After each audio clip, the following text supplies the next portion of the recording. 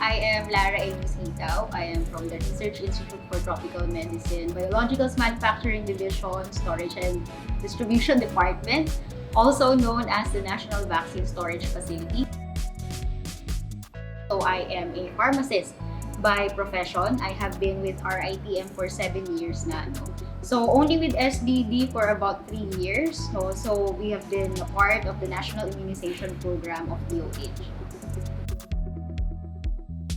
So being a part of the National Immunization Program, with it being a very ambitious, so something as big as it is something to be really proud of. So yun pa lang, maging part ka ng ang institution as big as that is already something to be proud of because especially when it comes to outbreaks o kaya halimbawa with the recent pandemic, our expertise has been sought for ng DOH to support them in assisting especially sa logistics, cold chain and logistics.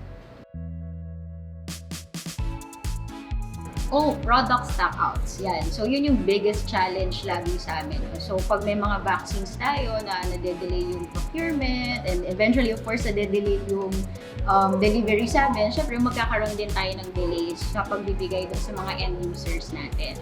So, whenever there's a product stockout kasi, especially for halimbawa sa rabies, or when we have outbreaks especially for polio or for measles, ganyan. So, nagkakaroon ng problema sa end users natin and eventually kailangan nilang habulin yon through several programs.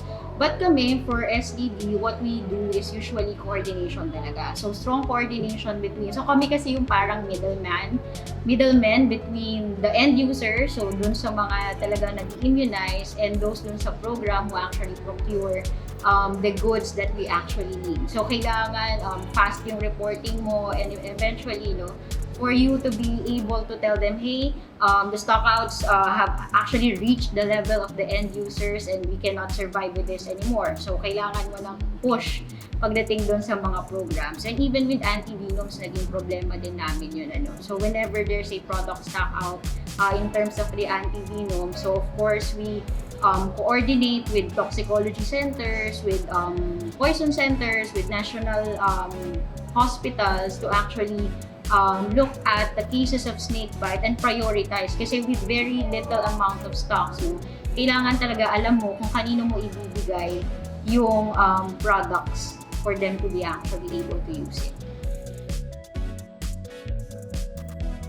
Research in terms of yung clinical efficacy and safety ng anti-venom actually came from, since I'm also a pharmacist niya, sabi ko. So, SDD is actually purely logistics part din. Pero eventually, we talked to people working in the hospitals and they were telling us that anti-venoms that are produced by RITM is actually something that they actually need, And when it comes to the licensure of the vaccine, of the anti-venom that I'm talking about, laging kailangan natin ng data which would actually prove na this is working and this is safe for the people who actually need it. So, yun yung nag-push, Aside from, of course, interest ko siya in terms of my profession and academically, it's a need for our nation.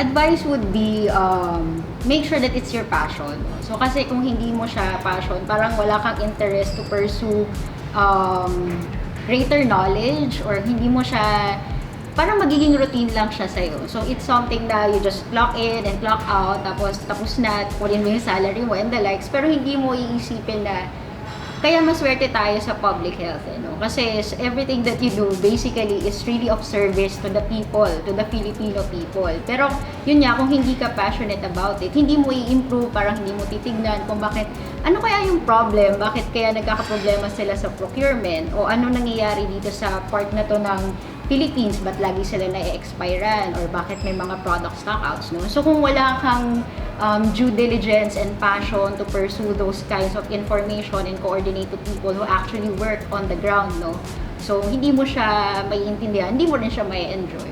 So yun.